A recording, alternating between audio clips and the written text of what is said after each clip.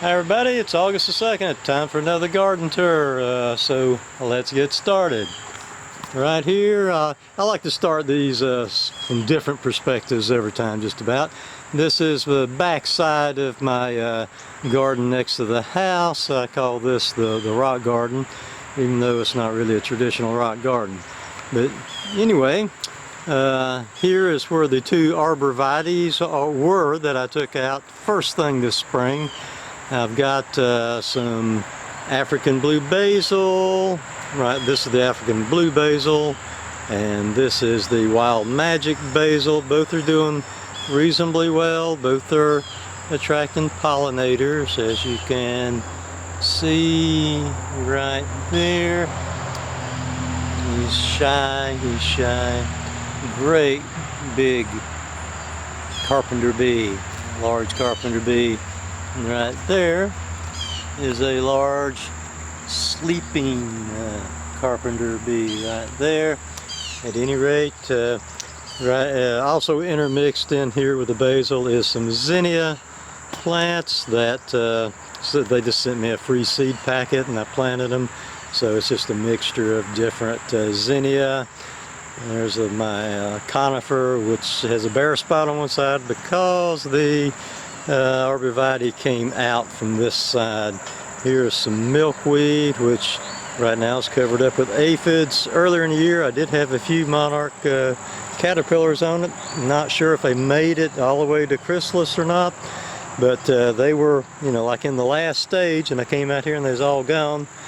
So they either got ate or they crawled off and crystallized somewhere else. I get these aphids right here, these yellow aphids every year on here.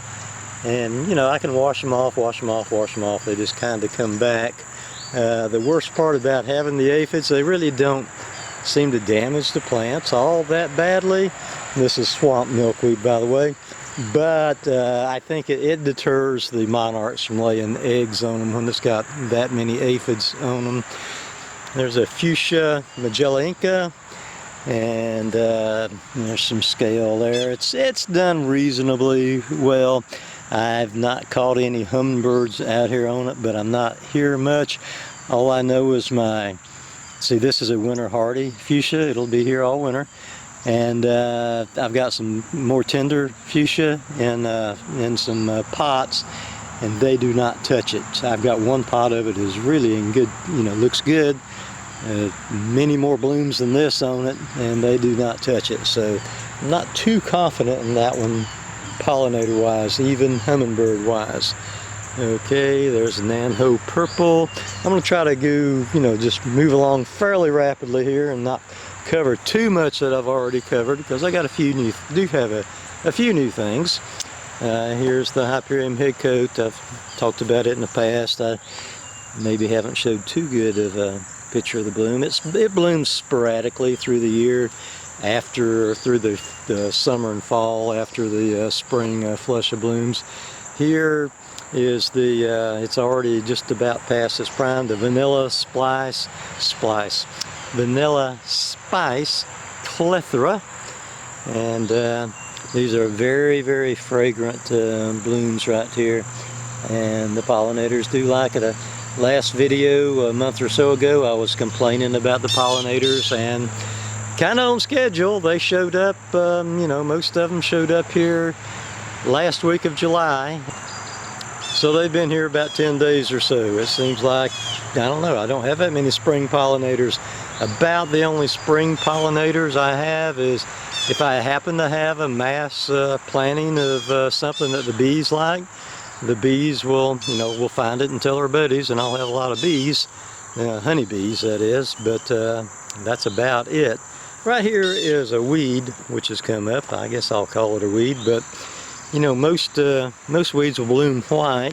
This could be something interesting because it's got some nice looking red blooms getting ready to open up there.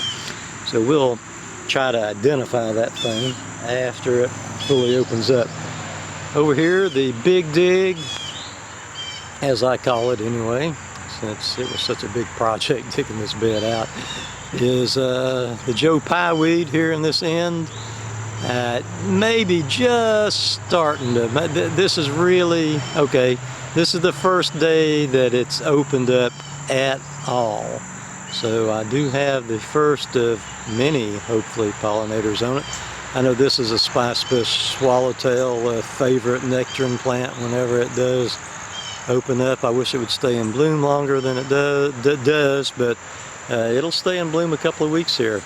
And by opening up, you can see the little, it's kind of a little fuzzy, ooh, here's a tiger swallowtail right there.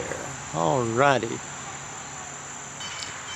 And right over here is where I did have 2 flame azaleas. I showed a special video of myself, well, after they was planted. I showed them over here. Showed a little bit of clearing out the brush. This area right here did look like that area there. But the flame azaleas, after almost 2 months, look worse than they did before I set them out. So I decided they were just absolutely going to die here from lack of sun. I know azaleas need shade, but apparently 2 hours of sun is not enough. So instead, I have put 2 bottle brush buckeyes here. And supposedly bottle brush buckeyes are pretty flexible. They'll go anywhere from full sun to almost full shade. And I'm hoping a couple hours of sun per day will be enough for these bottle brush buckeyes here. So I now have a total of 4 of these bottle brush buckeyes planted in various types of sun situations. So I'll find out which ones do the best. The 2 flame azaleas I put way down here in the field. Let's see if I can just zoom in. And I'm not going to walk all the way down there. And that cage right there is one. Probably can't even hardly, you can see a little lump in the middle. No plant really. But that's where one of my flame azaleas is. The other one is about 50 feet away from that. Okay, so right here is some Augustache, blue boa Augustache, excellent pollinator plant. I got a little silver checker spot on it, right, right there. Trying to stay upright. There he went. All right, and 1 or 2 little bumblebees kind of mixed in there. You can't really see them. Blue meringue, lilac. It's grown quite a bit this year. I'm going to have to wind up trimming it because it's just sent up some spikes that make it kind of out of proportion to everything else. And it does have a few extra blooms. Next year, after it blooms, next spring, I'm going to cut it back about 1/3 and see if that doesn't kind of entice it to do a little bit better on the number of blooms it has. It's just not performed like what I think it should. And right here was where I had a lot of bergamot in here, the fistulosa, Monarda fistulosa, and I've already cut it all the way back to the ground for this year. It'll be back next year, but I'm going to probably pull it on out and put some sort of Monarda didyma there because the fistulosa hasn't performed quite as well as I would like. Plus, it just engulfs my, well, right now is 4 Shoal Creek Vitex in here, which the Shoal Creek Vitex has been doing great. I'm going to take one of these 4 out. You see, I got kind of a triangle, 1, 2, 3, with 1 odd wad, and I've already promised the odd wad to somebody else. So they will wind up, you know, getting big enough to touch each other and fill out that area. I'll put some temporary type stuff in between them, but not the Monarda. Probably the Monarda just gets too tall to go there, except for some of the cultivars of Monarda could go in there. Balmy pink, balmy purple. I actually do have a balmy purple. Okay, that's Nanho purple. There's our Procosmia lucifer. There's our Miss Molly butterfly bush. It's got these sangria colored blooms on them, great colored blooms, but this has always been a little smaller even than advertised. Here we go with a, I forget the exact name of a lobelia or cardinal flower this is. It's a cultivar of some sort, but I'm really liking it because it seems like it's bloomed a long time. I'm sure the hummingbirds have been on it, even though they're far enough away that I've not really seen them on it. And we got one on the ground there. And over here it's got the same, almost the same exact bloom, except on a lesser scale. Not quite as large, not quite as deep a red. This is a cardinal flower called black truffles, and it's only a single stalk, whereas this one is a triple stalk. And they try to propagate this thing over here, and I'm really liking it. This was the oh, okay, next to that particular cardinal flower is another cultivar of cardinal flower. This is called Monet Moment. It's pink, of course, as you can see, and it's got like all kind of additional stalks of it there. And it's already forming a rosette for next year, as you can see. This Penstemon, Marianus Penstemon, bloomed all the way up this stalk. And I did see a hummingbird on it there one time, and it's already formed like some pretty good sized rosettes down here at the bottom. That was not there in much of any kind of form a month ago. Okay, moving on. There's me a tiger swallowtail here on my black night butterfly bush. Let's get a good picture again. Hey there, tiger swallowtail. Okay, there is a Caryopteris, and there's a hardy hibiscus, but nothing going on there. I think it's already just about done its due. We got some Gaillardia, which, you know, gets an occasional pollinator on it.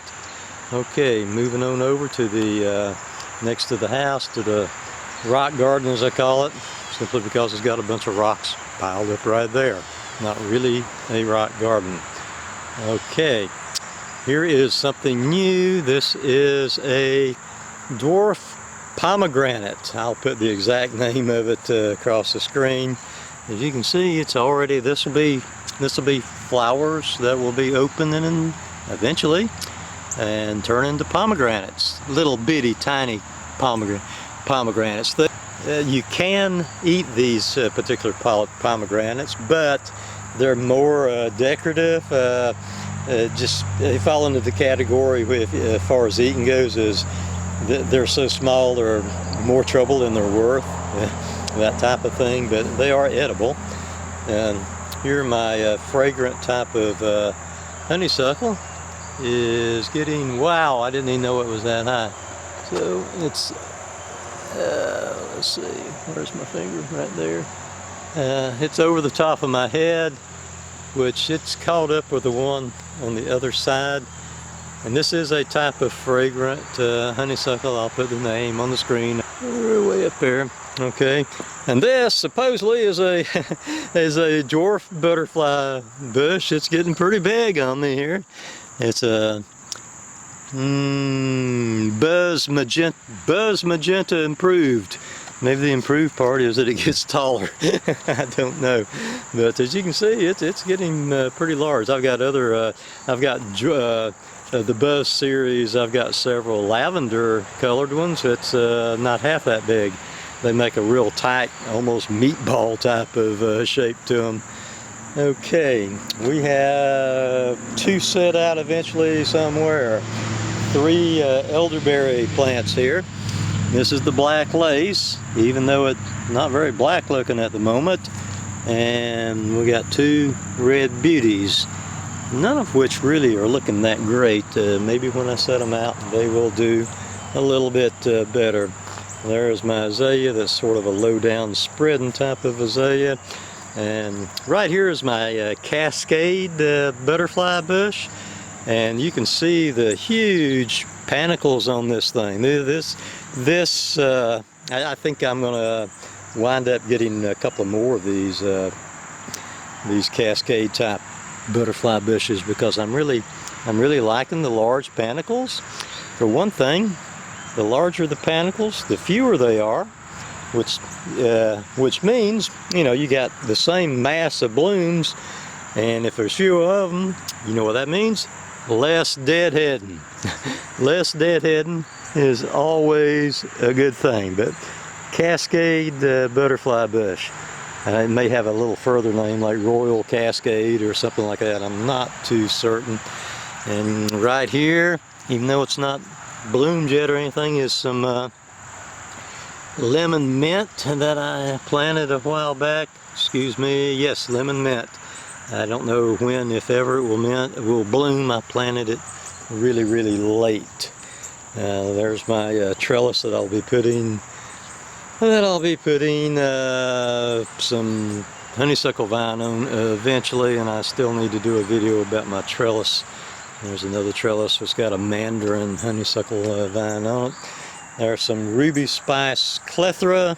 It's already bloomed and mostly went by the wayside, but there is what the blooms look like. They have a wonderful smell to them. Just sort of a different type of smell that, you know, unlike any other plant, just about. Right here is my Frittata Manche aster plant. It's been blooming a month. You know, a lot of asters will go on into the fall. Since this one started so early, I don't know. We'll see. If it does go into the fall, that's going to make it an outstanding aster in my book. Although blooming this early, the pollinators have so much else to go to. They've not been going to it much. You can see it's already forming its rosette for next year. This is just impulse by Magellan Zeneca. Not really. It's more of a double, triple type of zinnia than I prefer, because it really don't seem to be getting a lot of the nectaries there in the center like what I would like. This large thing that is filling up the whole frame is Wild Magic Basil, by the way. And this large thing right out here, that's all green, is the pineapple sage. The one that this one came back right next to another Shoal Creek Vitex. I don't really like something that large next to my Shoal Creek Vitex, because I'm liking the Shoal Creek Vitex. I'm going to start so much that I'm going to start giving a little bit of preferential treatment as far as not planting so much large items around it. And right there, well, that's a Lufos. Supposed to have been a hummingbird magnet. It was a hummingbird bust instead. If you want a hummingbird magnet, you got to plant the Cupia, also known as cigar plant. Absolutely. They are the best hummingbird plant I have ever found. I will be planting more of them, and I still have not got the one variety which I can overwinter outside supposedly, which is David Verity, which is his own 7A plant. So I'm hoping that I can get one of them in the ground before it freezes here in a couple of months. We usually have our first frost sometime in October, so a couple of months till frost yet. Here has been, as always, a success story pollinator-wise, the Millennium Garlic. And I have not deadheaded this. It needs deadheading right now, so you can pretty much see what kind of initial flush of blooms it pushes out. And it will rebloom, you know, sporadically for the rest of the season, really. Just occasionally send up 2 or 3 here and there. All right, and there, of course, is the Cleome standing up nice and tall, that came up in the cracks. Planted one plant 20 years ago, had increasing number of plants every year since, actually. So yeah, that's pretty cool. And there's my pot of African blue basil in the center, flanked on 3 sides by the Wild Magic Basil. Been just a terrific success story. Aside from the dwarf pomegranate, I have purchased 3 new plants here. This old one that's in the ground is an Eternal Fragrance Daphne, which has been doing very well so far. And this new one is a hard to come by plant, Perfume Princess Daphne. And do not set this in the sun to begin with, because I made that mistake. It was just, you know, sun up until noon, and it wilted down quite a bit. It did, even now it's a little bit droopy, but I didn't do too much damage to it. I need to put it in the shade for a week or two and just ease it out into the sun. But you can see the leaf structure is drastically different on these. And on this Perfume Princess here, or Eternal Fragrance, excuse me, it's really hard to get to keep these two straight, has small little blooms just on the terminus of the branches, or whatever you want to call it. And this one here, it will have blooms that, you know, it'll start like way back and they'll go way out. For lack of a better way to explain it, they have very large fragrant blooms. So this came from some nursery in Oregon, and this so far is that was the only place in the whole country I could find this thing. And you know, it's Secret Garden. Is it Secret Garden? So yeah. And they did a really great job packaging this and a couple of other plants because it was hot, but luckily they came in 2 days all the way across the country, from Oregon to North Carolina, 2 days, and they just happened to hit it right. It wasn't no like special 2-day shipping or anything, it just hit everything right. But I'm looking for big things from this from this Perfume Princess Daphne here. Okay, and also from Secret Garden Growers in Oregon, I got 2 other plants. And this is a Leptodermis oblonga. Leptodermis oblonga. I don't know what the common name for it is, but it's a nice little plant here. And you can see the kind of small pale purple, pale lavender, tubularish type blooms it's got. I'm hoping when it gets larger it'll be a hummingbird type of plant. Also, I'm hoping this will be a hummingbird type of plant from same place there, Oresia coccinea. And I'll just let anybody that's interested read the whole thing there. You can just hit the pause button. It looks like it's going to be kind of a ground coverish type of plant. It sends up spikes, let's say about 1 foot tall spikes. The plant itself stays low, sends up spikes, and has kind of nodding red blooms on it. I'm going to overwinter this on the back porch. All of these are zone 7. The Daphne, zone 7. This, zone 7. This first one, the other one I showed you, is zone 7. So they supposedly will live here, but being how it's late in the year, kinda, and they won't get that much bigger, I'm going to overwinter them on an unheated back porch just for a little extra protection. And this is something I started from seed really late this year. I am going to put them out in the ground here in a week or two when they get slightly larger. This is a native plant, Virginia Mountain Mint. I'll pick up the best one here. They'll get you know, several foot tall and wide and have white blooms. The pollinators are supposed to just be crazy about this stuff. So I'm just going to scatter it about everywhere through my gardens and see how it goes. And my red yucca continues to do better after 2 applications of lime. This is the best red yucca I've ever had. Like I say, this thing is 3 years old, and this is by far the best it's ever looked. I'm just going to keep putting a little extra lime on it. It's due for another lime treatment right now, but I didn't have much confidence in it for a long time, but now it's starting to do better. And here is the a cutting that I'm just letting get a little bigger. This is the native species of arrowwood viburnum dentatum, arrowwood. And it's looking really good. I did it from a cutting this spring, and it's doing great. Don't have a spot for it yet, but I'll get one somewhere.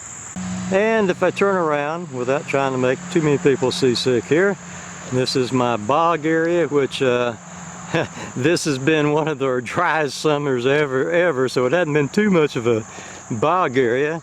I did a video down in here where I explained where I planted 3 plants, one of which died from lack of water in the bog area because it's not that boggy this year. So I have actually been watering my bog area. I'll show you what plants I've got down here. I did replace one of them, so I'll speed this up. Now these little tufts of grass you see, as I explained in my dedicated video to this area, are carex grass. They have little burrs on it where the seeds are. I've already kind of trimmed them back. This is a senna plant, wild senna, or really more technically Senna marylandica. Okay, it actually is 2 slightly different species, wild senna and Senna marylandica. I think both of them are known as Senna herbicarpa.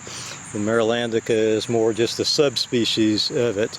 This plant here is a fairly small, at the moment, native obedient plant. It's only about 7 inches tall, native obedient plant. It'll have white blooms, and it will top out at 6 or 7 feet. They do get very tall, and supposedly they're invasive, but that's okay right at this spot. Okay, I've got a trio of plants here, tall plants, which are going to bloom very, very shortly. I mean, before long at all.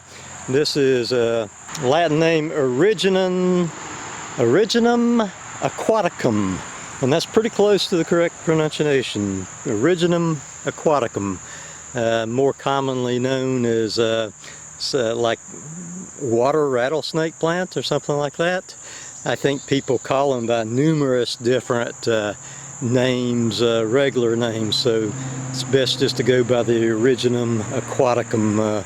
So yeah, it's going to have a whole bunch of blooms on it. I've got 3 of those.